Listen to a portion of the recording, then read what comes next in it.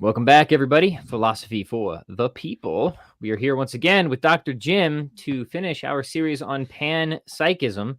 Jim has 3 blog entries now. We've covered 2 of them. The third one just went live the other day. It is linked here in the chat. We'll put it in the comments afterwards.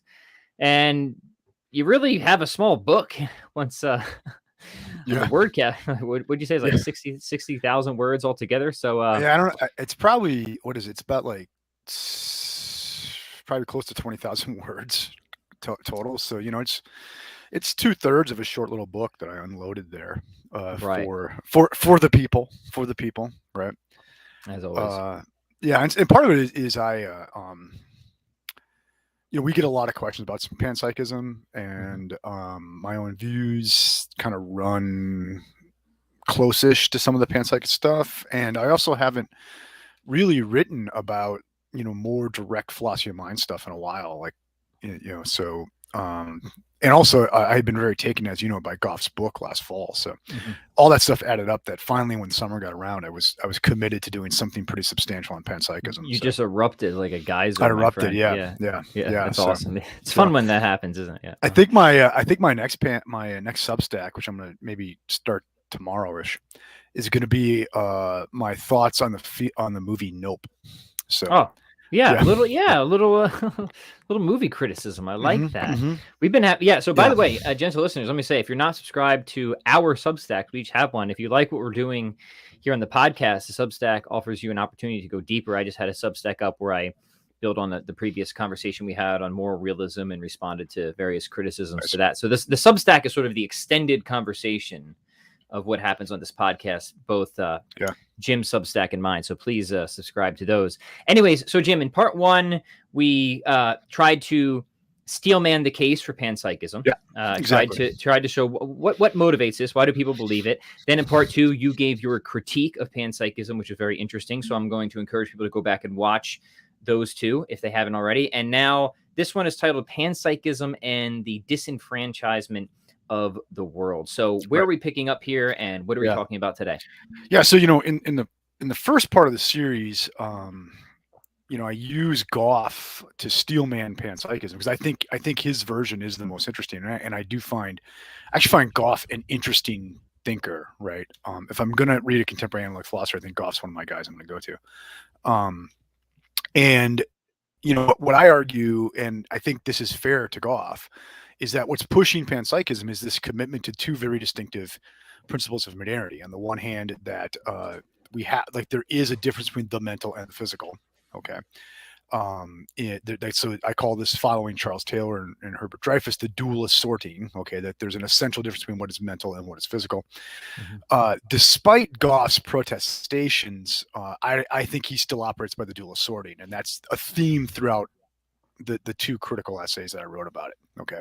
So on the one hand, you've got the dualist sorting of things, and then on the other, that's Gallo, and then the other, you have this commitment that the world be intelligible, and preferably that it be intelligible in terms of the mechanistic side of the dualist sorting. Okay. So it's not just a commitment to intelligibility, it's a commitment to intelligibility of the world in terms of one side of the dualist sorting. Okay. And obviously that you put these together, you're going to get sparks. Okay. And that is the famous mind-body problem. Panpsychism attempts to solve this by, one, just claiming that all the other attempts fail. And I'm willing to kind of go with Goff a long way on that, actually all the way. And then to say, well, the only way we could solve this is to say that consciousness just is an essential feature of basic subatomic particles. So then when you get big consciousness emerging from small consciousness, this isn't entirely surprising because it was built into things just like charge or spin or mass was from the beginning. Okay. Right. We avoid the problem of just something coming from nothing. Right. Yeah, exactly. Okay. So we get explanation, and it still privileges the material side of this because it's, at least in the sense that what is accessible to physics now is perfectly in line, with our explanation of the mind. Okay. Now, in the second piece, I gave a kind of Hegelian metaphysical critique of this on basically, look, this is not getting rid of the dualist sorting. Dualism is unintelligible, and it's unintelligible at the top, so it's unintelligible at the bottom, right? And it doesn't help to kick it down to the bottom. That's the nutshell of the second piece. Right. Pushing around the problem is not solving Yeah. it. Yeah. And I don't think that's particularly Goff's problem. I actually don't mention Goff at all in that second piece, right? I think anybody who's pushing a panpsychist view of the modern sort is going to have that problem. Okay. Right. That's why Hegel wrote it. Okay. So right, I think he had Leibniz in mind on a lot of stuff. Anyway. Okay. And so in the third piece now, what I do is I go to what I find to be the most fascinating chapter of Goff's book, which is the last piece, which is the last chapter. I think it's called Consciousness and the Meaning of Life. Okay. And in there, he takes up the instrumentalization of nature and its contribution to the climate crisis. He takes up basically like philosophy, religion kind of stuff, or theism-ish kind of stuff, right? And he kind of gives an argument for an emergent world soul that's commensurate with a lot of religious beliefs. He takes up the free will issue in that chapter, and then he has a very brief section on the disenchantment of the world. Okay. In my essay, I don't touch the middle two things. I think what he's doing with his sort of panentheistic view of deity is interesting, but it's I'll leave that to people who are much more adept at like working with defenses and stuff of classical theism than I am to deal with that. Okay.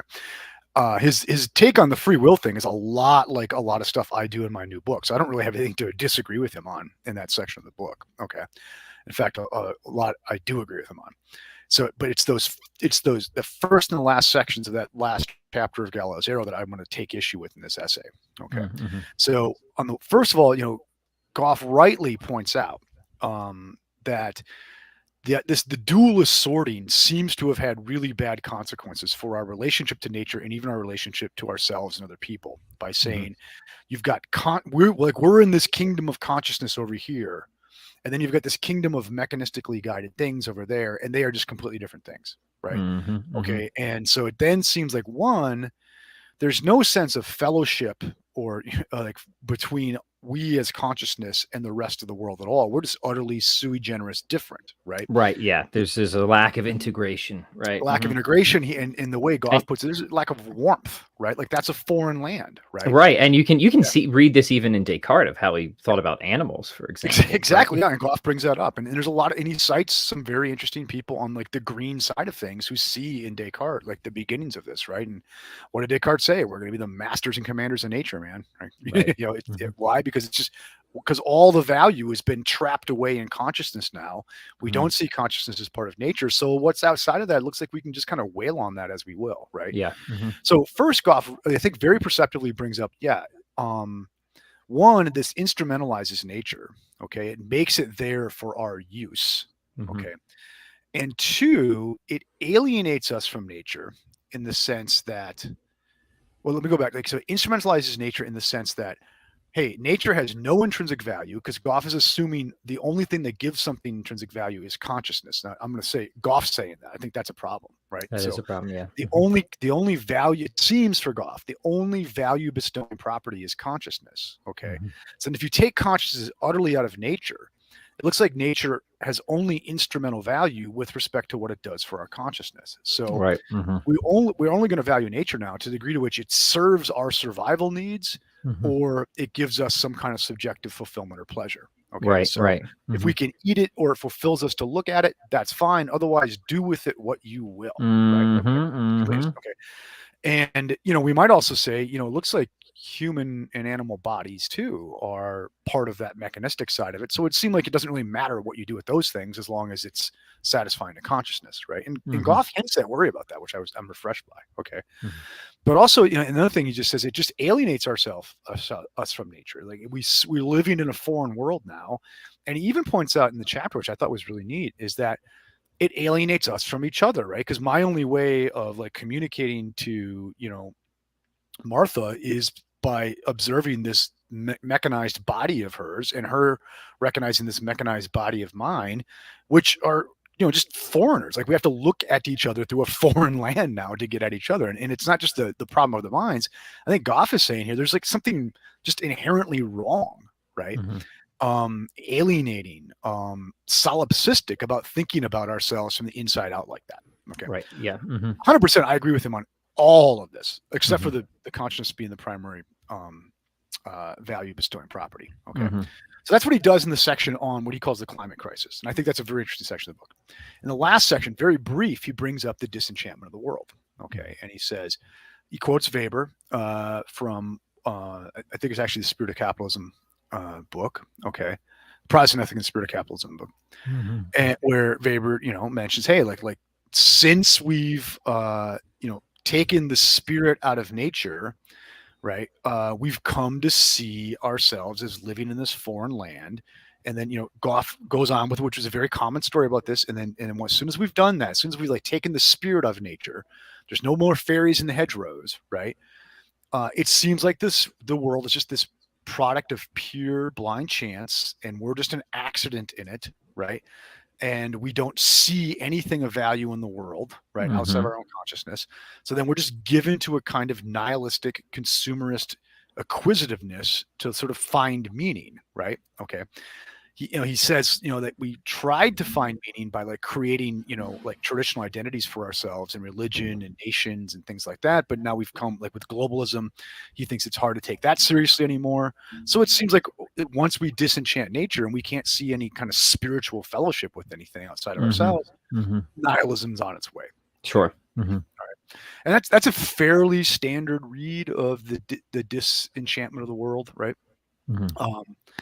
And now, so Goff thinks, excuse me, on both of these problems, instrumentalization / alienation and disenchantment, it's panpsychism to the rescue, right? Okay. In the former case, in talking about instrumentalization and alienation, he says, look, consciousness is the value granting property, right? Value bestowing property. It's not how he puts it, it's how I put it. And it turns out you've got conscious stuff everywhere, right? Like you've got now, wherever you have sufficient integration, you're going to have mind emerging. So you got conscious forests. You have some plants he thinks are going to be conscious enough to have moral standing, right? You're going to have, maybe systems of things that we wouldn't have otherwise thought, like Rupert Sheldrake argues for the sun and planets and stuff in systems now are going to have enough informational integration to have emergent consciousness now. So on Goff's view, nature is going to be full of consciousness, or it's going to be a lot more full than you might have thought it was. Okay. And he actually says in his chapter, so it turns out a lot of nature is quite a bit like us, okay, in ways that we didn't expect or that we were told it wasn't, right? And so if it's like us, he thinks it's easier for us to have a warmth towards it, right? And if it's like us in as much as it has consciousness, it has value. And if it has full blown or higher level consciousness, it's going to have real moral intrinsic value. Okay. So you can't just cut the forest down now, right? Because the forest is like us, right? You can't just, grind up the pigs into the hot dogs, what have you, right? Because the pig is like us. Okay. You see that, right? And so he thinks what he's doing here is he's overcoming dualism in a way, right? By spreading consciousness broader out into nature. Okay. Right. All right. On disenchantment, his view is, hey, look, if it turns out that nature is actually in fact conscious from top to bottom by degree, right? Then the fairies are back in the hedgerows, right? Okay. That in fact there is consciousness out there.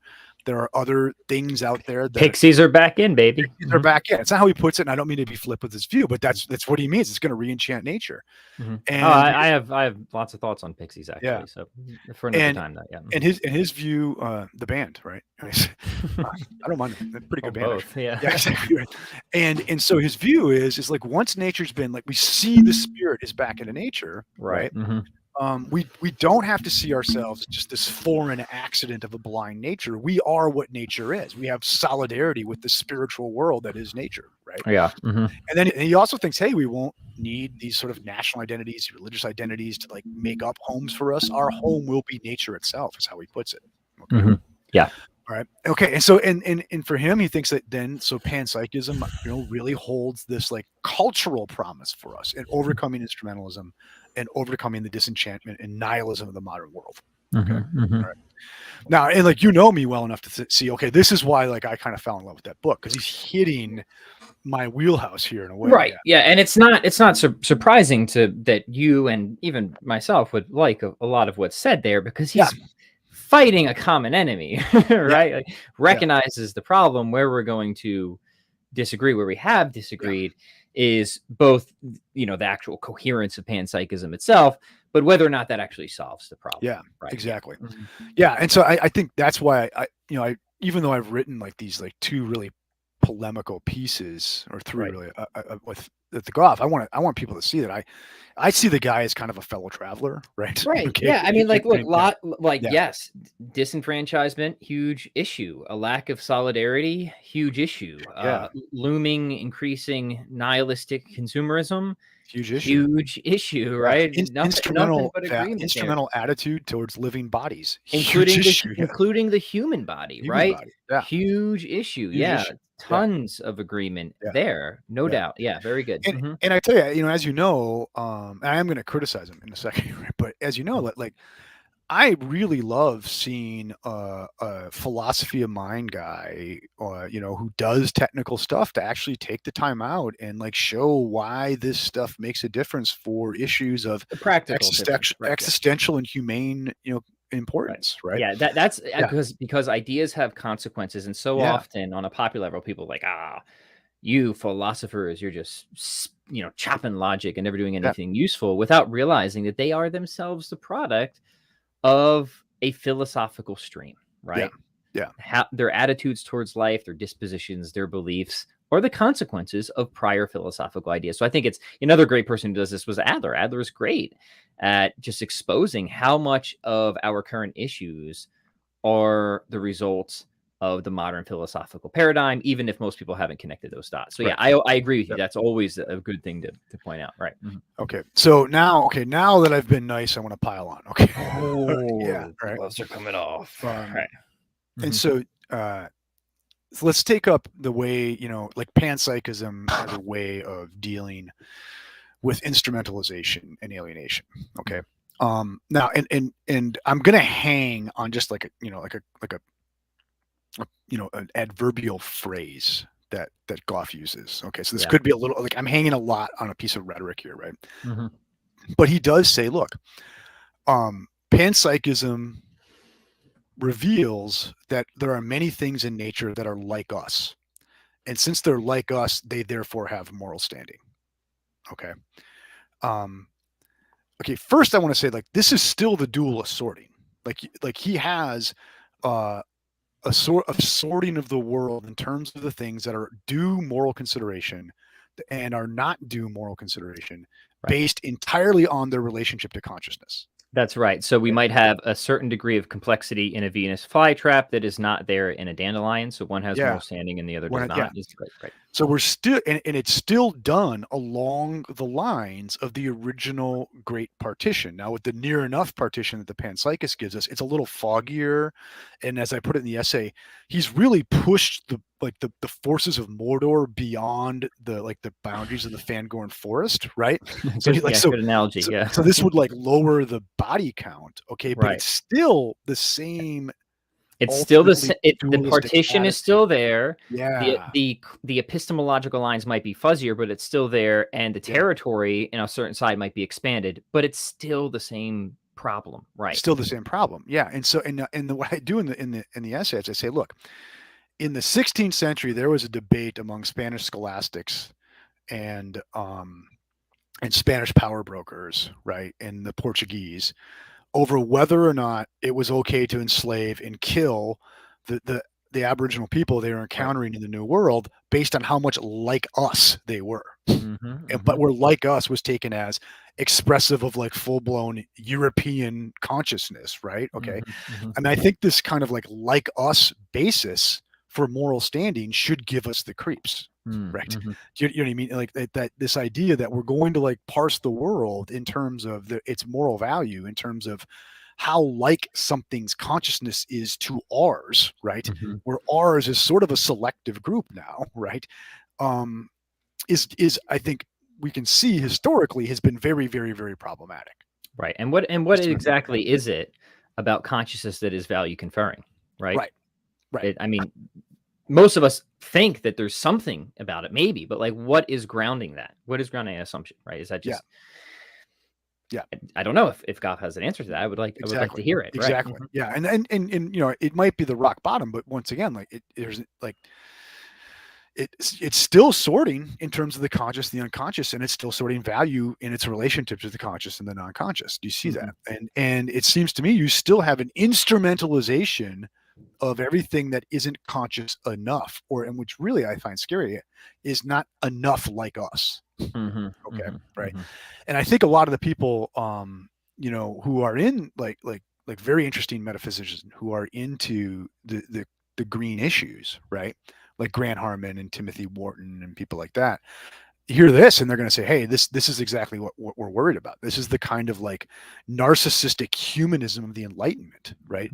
That sees our consciousness as the bar by which we judge everything else in the universe, right? That is the very source of the problem here. Okay. So in this one, I think like, at the level of like cultural attitude, I think what Goff is doing is not fixing the problem. It's actually a well-intentioned expression of the very problem that needs to be exercised. Yeah. Right. Which is seeing human consciousness, is seeing man as the measure of all things. Right. Right. And once again, I think you and I would both be very quick to point out, like, okay, when you start going with this, like, what is or is not sufficiently like us, I mean, so yeah, probably someone like Goff, and I don't mean to caricature him. If I'm wrong, I apologize, right? Is going to say, yeah, the redwood forest, that's enough like us to have like legit moral standing, but like an unborn human child is not. Right? Yeah, I knew that it was going to get there, right? Yeah. And never to say, hold your horses, friend. Yeah, exactly. That's preposterous, right? And so there's a lot of things like us, and now there's other kinds of arguments. I suspect there'll be utilitarian things they bring in there, but all that. But you see, my point here is when you start parsing the world as like us, that's a slippery thing to do. And historically, let's look at that and ask ourselves: are we terribly proud with what those arguments have led us to do in the past? I don't think we should be. Yeah, right? That's right. That's right. Right. Yeah, that's an excellent point. Yeah. So I don't think panpsychism really gets us over instrumentalization. Like I said, it might push Mordor back from the forest a little bit, but moves the boundaries around, does not remove them. Great point. It might lower the body count, but it doesn't fix the inner, like, spiritual crisis of modernity that is behind this, which is our narcissistic self-obsessions. Right. And then, the epistemological issue is an issue because, if you're following Aristotle, right, you think things are conscious because action follows being, and that's why it's attributed to things with sensation and locomotion whatsoever. But then, how do we, if we still like, right? It would seem to me that if we're just attributing it to some sufficient degree of complexity. Yeah. But there's no sort of obvious action follows being epistemological criteria there. How the heck do we ever get around with this moral framework? You see what I'm saying? Right. Exactly.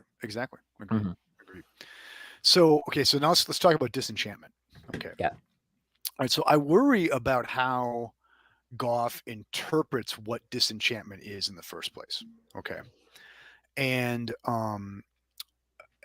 I know, and I think the text he cites from Weber more or less says what he says it says. Okay, but there's other things Weber says about disenchantment that I think are more important, have been more influential. So if you look at like what a Herbert Dreyfus or a Charles Taylor, in that whole like kind of tradition of like 20th century, 21st century philosophy, really worrying about disenchantment and nihilism, what they see in Weber's claims is different, right? So if you go to Weber's Science as Vocation address, you will see him say, the upside of modernity is that we don't feel like we have to be troubled by, various deities getting in our way of chopping down the forest, right? So because now we have the technological wherewithal to do it on our own, and we don't feel like we have to ask anybody's permission. Okay. And Weber will tell you, yeah, that's kind of the upside because now, we get to build better houses and we get dentistry and all this stuff. Okay. But then Weber says there's a downside to that disenchantment in that we don't have anything to give us direction on what we ought to do with our newly acquired technological power. Right. So Weber, what really worries him about the disenchantment of nature is not that we don't have like fairies in the hedgerow that can fascinate us and we can feel solidarity with. It's that there's nothing in nature that is normative, that provides for us norms as to what we ought to do with nature, including Yes. ourselves. Okay. Yes. So for Weber, the problem with disenchantment is that it seems like there's nothing here to direct us now. Okay. Yes. Right. And if you ask us, why do we do what we do? All we can say is because that's just what we happen to want to do. Okay. And we have great power to do it now, but it feels arbitrary to us. Okay. If you look at Herbert Dreyfus and Sean Kelly's book, All Things Shining, which is a very interesting text on disenchantment and their solution to it. Actually, our friend Stephen is editing this volume on nihilism. I'm getting my contribution to is on that book. It's a criticism of the book, but Dreyfus and Kelly, like very clearly, I think they're getting it right, saying like what really disenchantment is this sense of like all of our fundamental choices are arbitrary because there's nothing for us that we can find as a norm that's outside of our whims. Okay? Yeah. And that's what nihilism is. It's this sense that there's nothing really worth caring about because in anything we do, it's just our own reflection looking back at us. Okay? Indeed. Yeah. It's not the threat of a lack of enough consciousness. It's the threat of a lack of normativity. Right. Yes, exactly. Okay. And I go in the essay and I show you how like this is actually a distinction that Aristotle's making already. Okay. So at what I think is one of the really underappreciated moments in the metaphysics, Aristotle gets, and I cite it in the paper. Aristotle gets done giving his proof for the God as the unmoved mover. And along the way, he had argued that the planets were in fact divine beings. Okay. And then he says, this shows that the original insight of our ancestors was in fact correct, even though it was co-opted by what he actually says in mythological ways that were used to persuade the common folks for political and legal reasons. He's got a cynical view about this, right? But we can see now the original insight is correct. And what is that original insight? He says that that the planets are in fact divine, and nature is itself surrounded in divinity. Okay. Now, but what does Aristotle mean by the planets being divine? Like he doesn't mean sentient, right? That they have consciousness-ish, right? He means that they pursue ends that are rationally justified, right? Like they pursue communion ultimately with the God, with the unmoved mover, right? And so we can ascribe correctly reasons to what they do, right? It's not because they feel things, right? It's because they are in the space of reasons by their very like natural activity. Do you see that? Yeah. So for Aristotle, there is no distinction between the space of causes and the space of reasons. They are like intertwined. They overlap. They're one the same thing. Okay. So now you have a nature for Aristotle that is top to bottom, like full of reasons, right? Even reasons giving, right? Okay. And our job is to like get with the normative activity of nature. It's like we are here to conform ourselves to the natural normativity of nature. Like so there's no question of how we direct ourselves.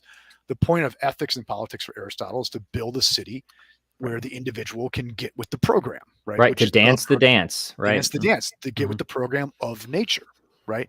And so like if for Aristotle, you don't have to wake up in the morning and have an existential crisis over like how you should spend your life because you spend your life in conformity to nature. Right. The blueprint's there. Okay. The blueprint's there. Now, I'm not defending that in the paper. That's a long story. Okay. But I want people to see is that that's what the enchanted world was. It wasn't just the view that there's a fairy in every hedgerow. It's that the hedgerow follows a norm and your proper use of that has to conform to that norm. Have you read, if not, I think you would really like it. It's more of a popular level book, but I think it hits this theme really well. Chance or the Dance by Thomas Howard. No, I'll hit that, man. It's excellent. Yeah. Everybody should go read Chance or the Dance by Thomas Howard. I mean, it's exactly that, right? Dance the dance or not, right? Yeah. And he's a beautiful prose stylist, so it's just incredibly well written, but it's exactly what you're talking about as well. Yeah. Yeah. Okay. And so I think so you could restore the fairies to the hedgerow, okay, but that doesn't give us meaning in the important sense that that I'm getting at here, right? Like it still could be our conceptions of the good life are utterly arbitrary because nature is not inherently normative, right? And that's what's missing, right? And so I think like what Goff does by restoring consciousness, like by putting the spirit back in the forest, right? That is like the more superficial part of the story. That was the mythological things that Aristotle said just got added to the original insight. Right, to give us nature is normative. pictures to work Yeah, with, right? yeah. Yeah. It's like, as I put, like, it's clear Aristotle doesn't go for the superhero stories that were on offer in Athens at the time, but he does go for the original insight of a nature enchanted by normativity. Right, that got interpreted on a popular level. Yeah, as these the superhero stories. Yeah, super stories. Yeah, and maybe not for the best reasons, right? Okay. Yeah, could just be for political gain, right? Yeah, exactly. And so, just and like why some people might adopt panpsychism, not for the best reasons, but it might be politically useful, right? Again, not saying that's true of Goff. I'm saying there might be people out there who want to advance a certain agenda, and they might see, oh, this might be a useful philosophical backdrop to do that. So, if that becomes apparent, I wouldn't be surprised if we do see a greater pickup in it, right? Exactly. And so I just want people to see is that it's like the idea that panpsychism, by like putting consciousness-ish into the electrons and even maybe higher level consciousness into the hedges, right, into the forest, which I don't have a problem with that at all. That doesn't solve the fundamental issue of nihilism. It does not remove the sense that our lives are our own arbitrary, idiosyncratic, like autobiographical creations, right? Right. Okay. It does not give us an order that we can actually see ourselves as following. Right. You just might have more things that might just realize, that might just be aware of the void, right? Yeah, exactly. No, that's it's actually worse, right? Yeah, I put that in the essay. Like, doesn't matter if there's like a bunch of fairies we can pull into like the meaninglessness with us, right? You know, fairies are gonna off themselves at some point, right? Yeah, and I think the central theme of both of these complaints about Goff's panpsychism is that both of them have this humanistic tendency to see us as kind of like the center and the point of things, right? Right. Okay. And I know you'd say, no, I'm trying to actually say the forest is standing beyond us, but it only is standing as much as it's like us, right? Okay. Yeah. And so that for me is the big complaint here. The final, and that is an excellent finale to this wonderful series on panpsychism. So, what are our conclusions here? There's a lot to admire about the panpsychist project, its motivations, how it diagnoses the problem, what the problems are, and why they're problematic. A lot to agree with there. We've made it clear that we think panpsychism as a philosophical project not only doesn't solve the problem, but is for other reasons just incoherent, just doesn't work. And that it really doesn't understand the fundamental issue of disenfranchisement as well, right? It's kind of stuck on the more superficial thing and not the actual more substantial thing. Is that a fair summary? Yeah. And I think, throughout all the pieces is, the point is that panpsychism still defines itself by the dualist sorting. And it still carries the liabilities of the dualist sorting. Yeah. Excellent. Great. Okay. Well, everybody who wants more on this should obviously go read your series over your 60,000 word series on Substack. But hey, that's why we have Substacks. We like to be thorough. So check that out. That'll be linked afterwards. Jim, anything else you want to announce to the people here? I will say too, is if you're generally worried about issues of instrumentalism and disenchantment, the course on Heidegger's Question Concerning Technology you might find that useful too. So check that out. I'll put that in the comments. On the Gumroad piece there. So absolutely lovely. And everybody should read Chance and the Dance. And it's like, I just checked, it's like $8 on Amazon. So come on, you can't afford not to buy that book. Yeah, for the paperback, and it looks like it's Kindle Unlimited free. So if you have that, then you can get the Kindle version. But yeah, Jim, maybe we'll actually because I know you're going to like that book. So maybe we'll do a little something on that. I will track it down. Yeah. All right, gentle listeners, please like, share, comment, subscribe, help us continue to grow this channel. You guys rock, and we will see you next time. Adios. Thank you all.